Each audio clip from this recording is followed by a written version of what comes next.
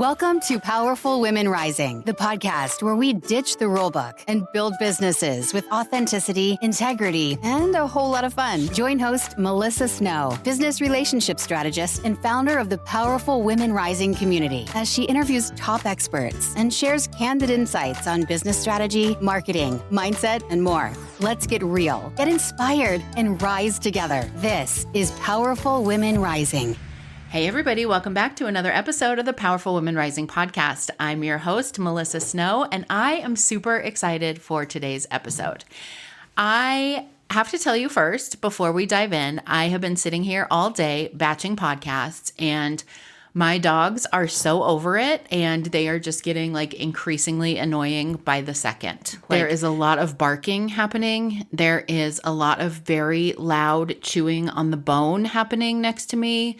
There is that annoying thing that they do that's kind of cute, but also annoying, where they come and bonk your elbow with their nose, where they're like, "Hi, I'm done with you working on the computer now." And so we're just going to try to get through this the best that we can. And then maybe we're going to go on a walk, but maybe not, because it's really cold and it's snowing. So that's what's happening in my neck of the woods.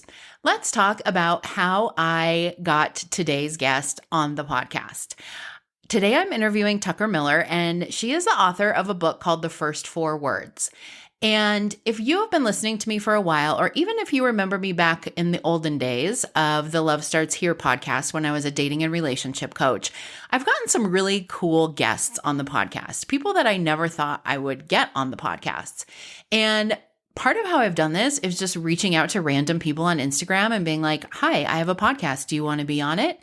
And most of the time they don't respond. Like when I was a dating coach, I sent a DM to Jennifer Lopez and I was like, "Hey, you probably need a dating coach. And also, do you want to be on my podcast?" And she never responded to me, which I still find very strange. But I did get responses from a lot of other people. I had several people from reality shows that were based on dating and marriage as guests on that podcast. And I've had some really awesome guests on this podcast as well, who I have found the same way. And Tucker Miller is one of them, which is why I'm so excited for this episode. So she wrote this book, The First 4 Words, A Fresh Approach to Starting Conversations with Ease and Confidence. And I was drawn to this book because I know that having conversations does not come as easily for some people as it does for others. And it sounds kind of weird to be like, why do you need to help me have a conversation? But if you've ever tried to start a conversation at a networking event where you're feeling very awkward and you don't know anyone, you might understand why this book needed to be written. You might also understand why this book needed to be written if you've ever had to have a hard conversation that you really didn't want to have, but knew that you needed to have.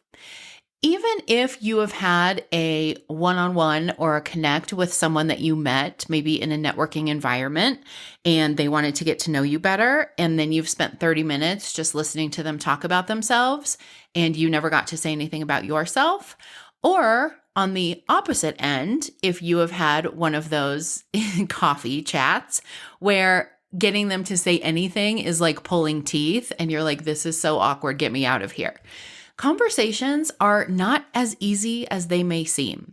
And so I was really interested to learn what she was sharing in this book about how to start conversations with ease and confidence, and how to have conversations even when they're difficult. She also talks about ways that we get in our own way when it comes to having conversations, and some of the excuses that we make to avoid having these conversations. And I was just fascinated by the whole thing. So I reached out to Tucker. I was like, "Hey, loved your book. Do you want to be on my podcast?" Fully expecting not to get a response. And then she was like, "Yes, I would love to." And the rest is history. So this is my interview with Tucker Miller. She is the president of Onward Leadership. She is an executive coach. She is a speaker. She is an author, obviously. She is a former attorney, and now she works mostly with business leaders and corporate executives, particularly women, and specializes in helping people get out of their own way and start conversations that are brimming with possibility. I am excited for you to listen to this episode and to join me over on Instagram and share your takeaways. If you're not already following me, go follow at Powerful Women Rising, because I would love to hear how you have applied some of the things that Tucker shares in this conversation and how you are going to use it to change the conversations that you are having in your own life and your own business. All right, without further ado, here is my interview with Tucker Miller. Hello, Tucker. Welcome to the podcast. Thank you so much. I've been looking forward to talking with you today, Melissa. Yes, I'm looking forward to talking to you too. I loved what you said before we started recording about how nice it is to talk to a real person. I'm It is, all about that. even if it's two-dimensional, a face, eyes, a kitty, it's very Yeah. fun. So thank you Yeah. for having me today. Yes, I love it. So I am super excited for today's conversation, but before we dive in, tell everybody a little bit about you and about Sure, what you do. sure. My name is Tucker Miller, and I have a coaching business. So I do executive coaching. I'm also a speaker, and I facilitate workshops, particularly to help advance women leaders. And what surprises a lot of people is that must mean I work only with women.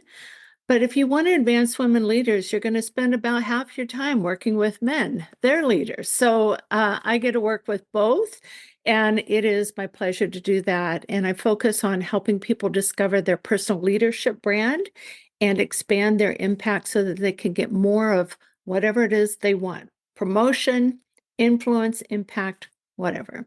That's awesome. So you recently wrote a book called The First Four Words that is I did. about starting and having conversations. So how does that kind of relate to what you were just talking about in terms of what you do with women leaders and leadership and that kind of stuff?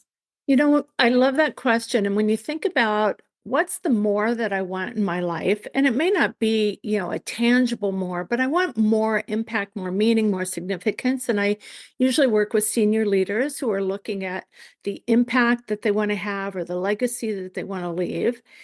And to get more, you have to engage in the conversation that starts with what is important to you and where's the impact that you want to have. And so, as I was working with so many of my clients, we would talk about the conversations that they could have, that they should have, that they might have. And there'd be a lot of acknowledgement and agreement. And so when we'd make the commitment to have the conversation and they were to report back, we'd come back together. I'd say, how did it go? And what I found out time and time again is not only did it not go, the reason they gave me was that they just didn't know what to say. And you have to recognize these are senior leaders, well educated, highly accomplished people who are telling me to my face, I didn't know the words to say to what it was specifically start the conversation. And when they weren't sure or confident, they just didn't have the conversation. They walked away. They hoped it would go away. Maybe it would solve itself. But if that were true, they wouldn't have recognized the need to have the conversation to begin with. So the thing that I was thinking a lot about is how to solve that problem for my clients, because it wasn't that they didn't know what to say. They were afraid of the impact.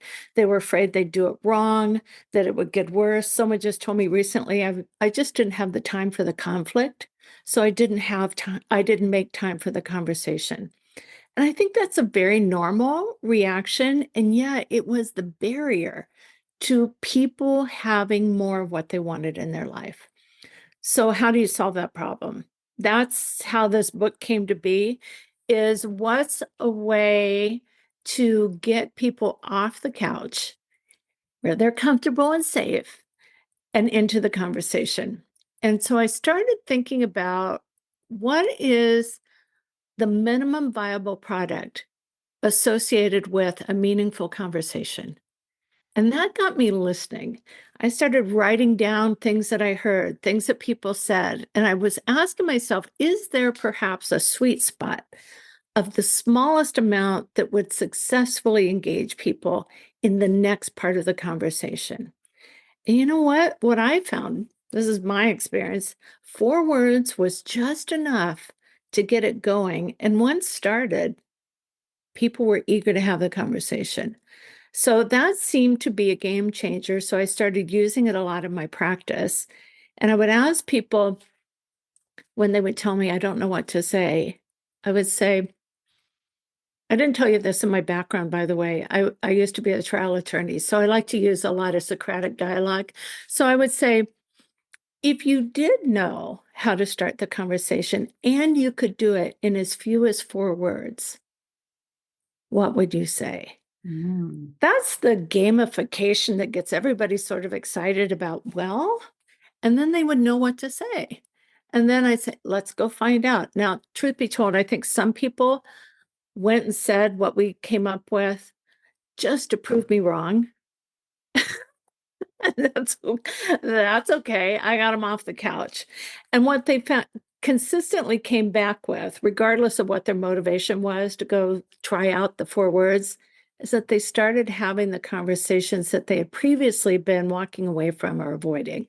Mm. So I thought there might be a book in that. It might be a problem that other people were having, and maybe that would be helpful. And so that Yeah. started that process. Turns out you were right. There was a book in it, a great There book. was a book in it. Yeah. What I think is so interesting about this topic, I feel like we could make this into like a 4-part series, but when we talk about having conversations, there's so many different types of conversations and reasons that each type is difficult, and Yeah. they're not all the same, right? Like sometimes we think about conversations like having the hard conversation, like Mhm. talking to your parents about like maybe it's time for you to move into an assisted living facility, right? Or something like that. There are the conversations that you are concerned are going to turn into conflict. And then there are the conversations that I get asked about a lot when I teach and train about how to network, which Mm. is like the small talk conversations, right? Like, I don't even know how to talk to people. And a lot of times for people, it's they know how to have small talk, but they don't want to because they don't like small talk, or they just don't really know how to do it. And it's very uncomfortable. So they're not out there meeting people. They're not talking about their business. They're not growing their network. And I think that a lot of the things that you talk about in your book are applicable to all of these conversations. Like one of the things that you say in your book is most conversations fail because they never happen. And Mhm. I think that's true with both kinds, right? Like I have been the person that goes to a networking event and just like sits in the corner with the 2 people I came with because they're the people I know. And then I go home and I'm like, well, I networked. So, and so clearly, those were some failed conversations and some missed opportunities because the conversation never started, even if we're talking about it on just that very like basic level. Yeah, absolutely. And I think that was one of the surprises that came up as I was writing the book is there were so many more conversations than the ones I was initially trying to resolve with my clients. And my clients, we're talking about leadership, but life and leadership show up in all variations of how we address the challenges that we face, whether it's with our families or our coworkers or teammates or whatever.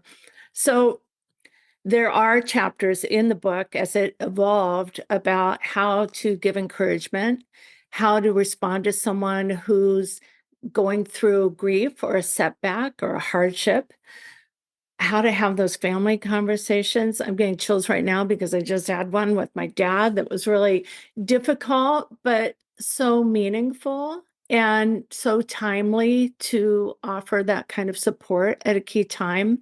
And it's such an interesting challenge is to engage in some of these conversations where now where I was the child, I may be more the parent.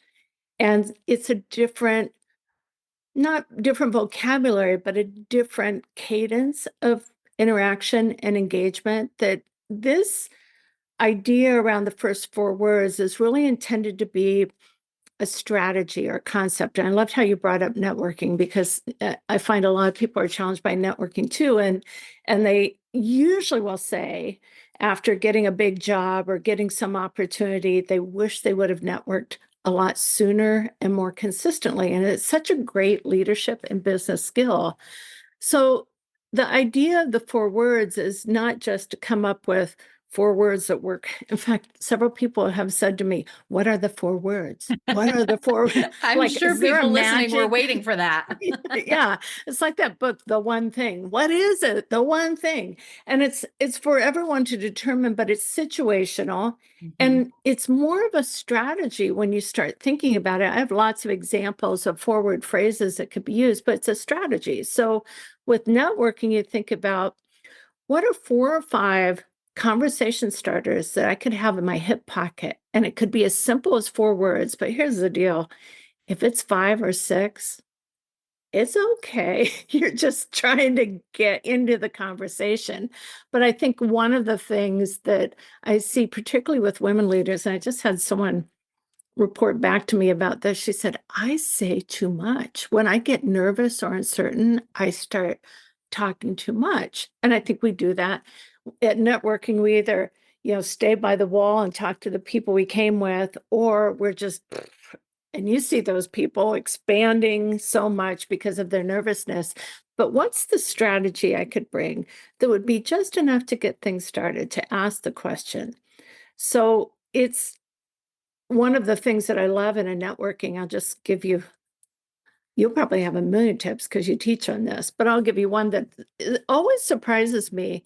If you look to ask the question about what's unique about your business, there's an easy question. I didn't even count how many words it was, but if you look for the thing that is often unique that someone else thinks they don't have in common with someone else, you quickly discover all manner of commonalities. It happens every time. If we look at the thing that makes us stand out or stand alone or feel awkward or different, we find out we have immediate connection with the other people around us. So I like that category of questions that kind of, lowers the bar and the discomfort because you're giving permission for people to really express what makes them feel kind of unique. You're not alone in it. Yeah, that's a great question. And I love that question too, because one of the things that I always talk about is like, we don't want to do the elevator pitch or the 30-second commercial. Like that's not what we're doing anymore. We're networking. I say we're networking like humans, not like salesy weirdos. And there's these list of questions. It's like, so what do you do? When did you start your business? Oh, how'd you get into that? Oh, that's really interesting. And like nobody is actually really interested. But that's what we go to because that's what we know. That's what we can think of. Right. And so I love that question about what's unique about your business because Yeah, we're not like diving deep. It's not like, tell me the most traumatic thing that's ever happened to you in your life, but it's enough to be able to let them show you who they are as a human. ex- exactly. Yeah, Yeah. it's provocative. And the best thing is the thing they come back with probably won't sound like the white noise that we all expect, just like what you were describing.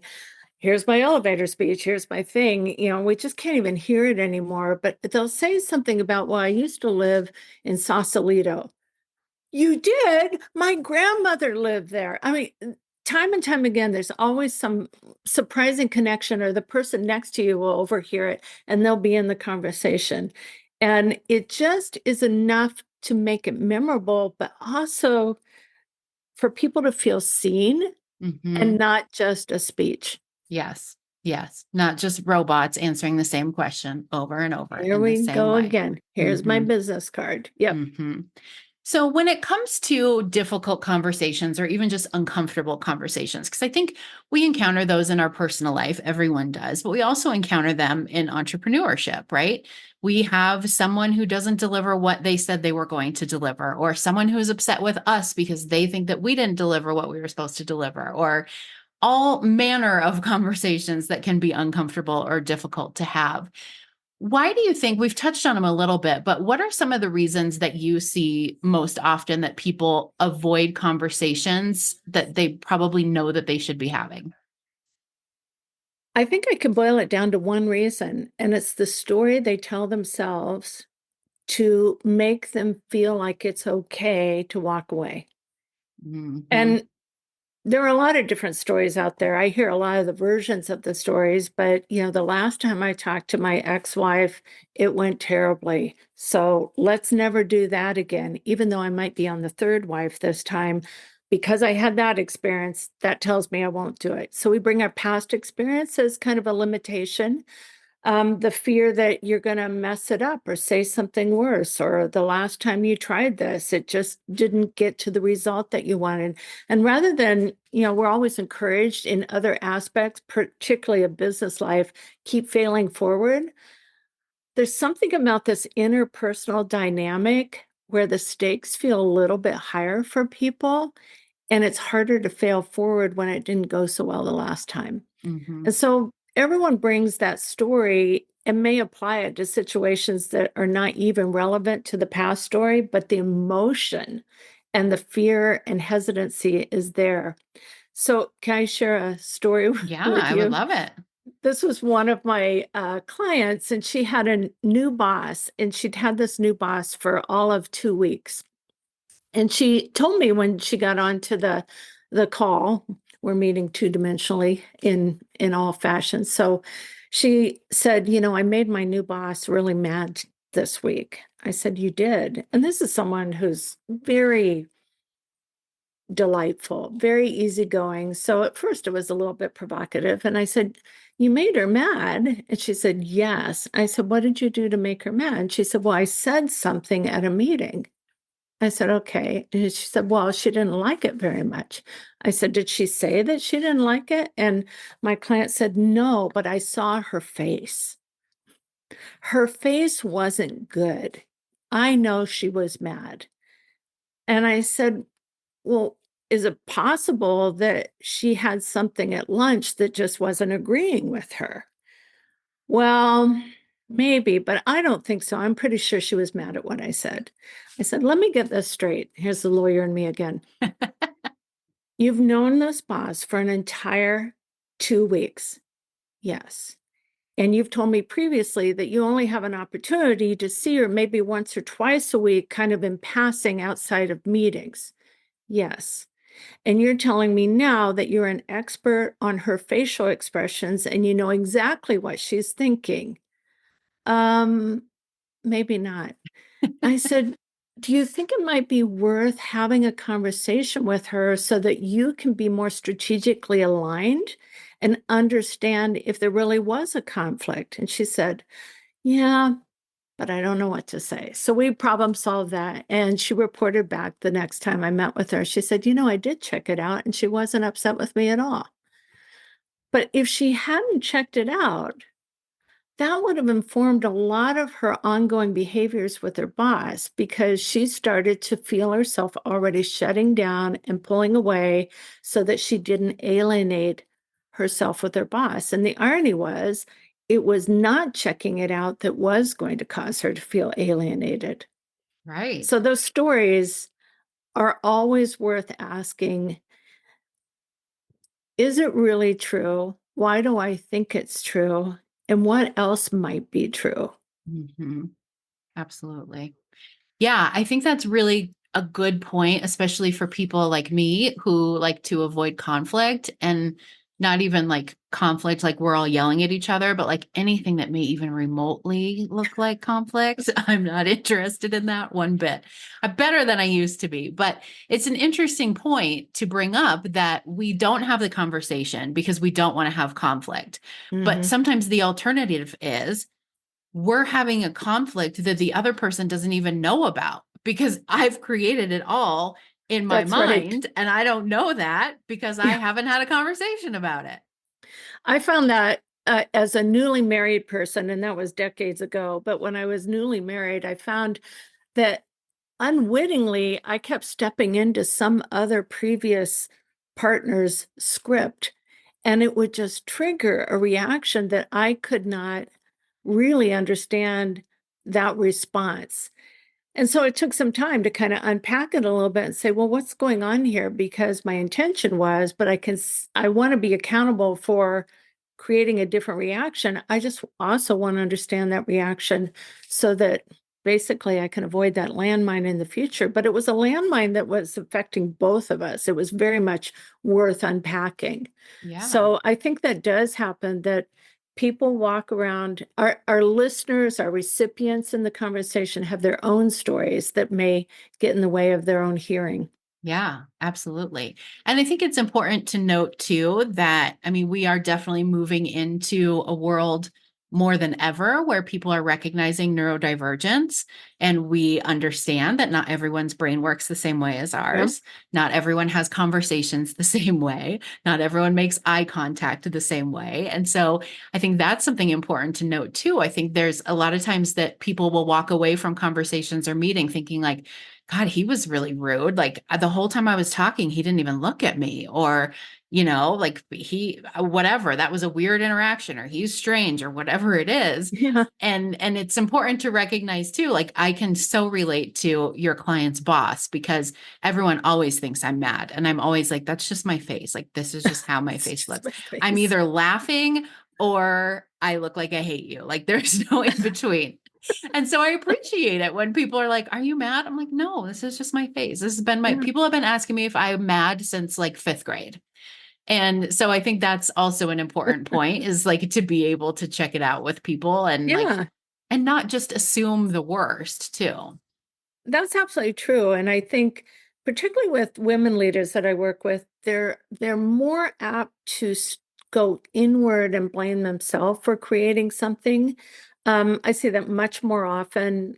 This is anecdotal. I don't have the science behind it, but women tend to go to blaming themselves that I said something wrong, I did something wrong, I under whatever. And that is such a powerful thing to really explore.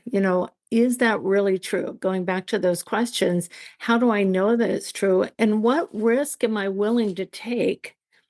Even if it's just deciding to tell myself a new story in my head, that's a risk to go out of my normal way of thinking. But maybe the risk I'm willing to take to explore that and test that theory out is to engage in the conversation, because just sitting in the funk of the story underserves the individual, but everybody else around them.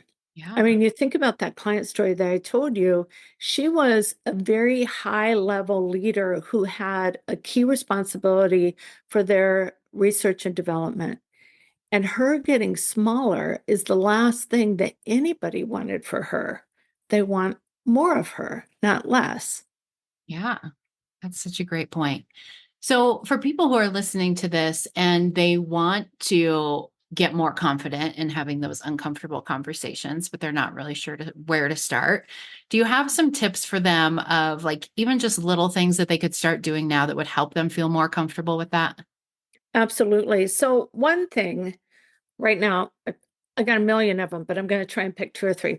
So, one thing is to start jotting down a few of the things that you're hearing, that you're listening. How are other people engaging? What are they doing? Just notice what's working, because we are so naturally wired as humans to look at the fail, the what's not working, the thing that set everybody off, the TikTok that got everybody all mad and viral. But to really begin to focus on what is working, because that starts to rewire our thinking about possibility. So that's key, I think, is just pencil and paper. What are you noticing? What's working really, really well? What are you even saying that's working really well?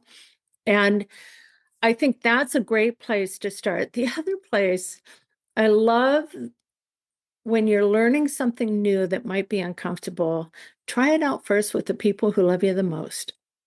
And, you mentioned that this concept of the first four words would work in a variety of situations. So why not start it at home and use it with your kids, with your parents, with your spouse? So I had one client who spoke to me early on in putting this together, and we were talking about the concept, and she said, "4 words, huh? I'm from New York City, and I'm a solid 1 or 2 word response person." I said, "Okay, how's that working for you?" And she said, "Well, not very well. In fact, in my relationship with my husband, we're constantly kind of bickering. He'll ask me a question, I give him the answer. Yes. No. No way." She's very direct with him. And then he keeps asking more questions. And I said, do you think it's possible that he's not hearing enough context in your response, either in the tone or in enough acknowledgement of what he said, that he's confident that he was understood and that you were really reaching agreement? She said, well, it's possible. She said, he's Midwestern, so I'm not going to go as far as he might be inclined to go himself, but I'm willing to try this. So when we got back together again, I said, what have you noticed? And she said, you know what? I started counting when I'd say, yes, that's a good idea. Yes, I'd really like to. She started doing that. And she said, as soon as she put a few more words there, it kind of softened the tone. And he was connecting with her. They started getting along better. And I said, now that you've seen that, can you level that up in some of the work that you're doing, with other clients and stuff? And she said, yeah, I can. So those would be two key tips that I would ask people to think about trying out. Yeah, that's really good. I'm going to throw in networking too, because you're focused on that. And I hear this time and time again. I should have been networking a lot sooner. So why not look at networking as a way to kind of refine this? But I think too often when we think about networking, it's the big networking event. But it could be just when I go to coffee with somebody that I don't know very well. I just had someone I barely met come over to my house for a couple hours yesterday so that we could work at my dining room table and work on some business ideas. And it was fantastic. I said it could be kind of weird. We don't know each other very well, but are you willing to try it? And he said, yeah. And we had a great conversation. I gave him some coffee, and that's all it took. And we were networking easily. So Yeah. it's just thinking of what's the smallest group, the fewest words and the smallest group that you would feel comfortable with to start to master those skills. Yeah, I love that. Yeah, networking is a great way to practice too, because Mm-hmm. there are so many networking groups, there's so many networking events, there's things online, there's things on in person. And so if you go to one and you're like, wow, I was completely weird and I said a bunch of weird stuff. Number one, Oh, probably no one's going to remember next month. But number two, you don't ever have to go back there again. that's I right. always tell people, I'm like, if you're super uncomfortable networking, start with the virtual meetings, because Yeah. if you're on a virtual thing and you're like, I'm so uncomfortable, this is so awkward, like, oh no, my internet's going out. Sorry, bye. Like, you can't do that in real life. My dog just ran off with the neighbor's Right. cat. Yeah. Gotta go right now. Gotta go. Yeah. And it'll probably never happen. It's just the things that we say to get us into it. And that's what I see time and time again is once people start the conversation, everyone else is so ready for a conversation. I think this is, one of those post-COVID things. Like we may be a little bit awkward and hesitant, but we're hungry for connection. This is such a great time for it. And I know this is counterintuitive for a lot of people about talking to people that sit next to you on an airplane because, who knows what's going to happen.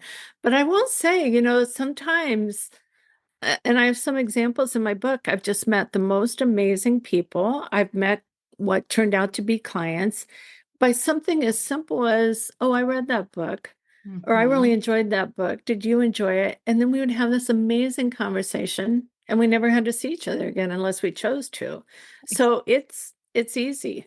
Yeah. And bring your eye mask. If you need to shut it down, you just put your eye mask on, and that's a signal everybody understands. Right. We certainly hope so. Yeah. So, if people want to check out your book, which I highly recommend, it's great, Thank you. or they just want to know more about you, what you do, stay connected with you, what's the best way for them to do that? Two websites. You can go to either one or both. So one is for my coaching business. That's onwardleadership.com. You can contact me there. I'd love it if people would subscribe and we could stay in touch. I also have a author and speaking website. It's jtuckermiller.com. And the book is for sale at all the places online where you might buy a book, but that includes Amazon and Barnes and Noble. And it's also available through Goodreads. And I would love some reviews if anyone has an opportunity to take a look at the book and if they enjoyed it. Yeah, If absolutely. you don't enjoy it, I'll accept those reviews as well, but I think you'll enjoy it. But I'd really rather have the others. Yeah, I'd really rather not, but let's be fair. Awesome. I will put the links for both those websites in the show notes so people can reach out and connect with you and check out the book. And thank you so much for coming to be a guest on the podcast. It was a great conversation about conversations. Absolutely. Thank you so much. I really appreciate it. Thanks for listening to Powerful Women Rising. We hope today's episode inspired you to keep rising. If you love the podcast, please subscribe and leave a review. It's like giving us a virtual hug and helps more awesome women like you find the show. Click the link in the show notes to get your free list of top virtual networking events for female entrepreneurs. It's time to make real connections and grow your business with integrity and authenticity. Until next time, keep rising and stay powerful.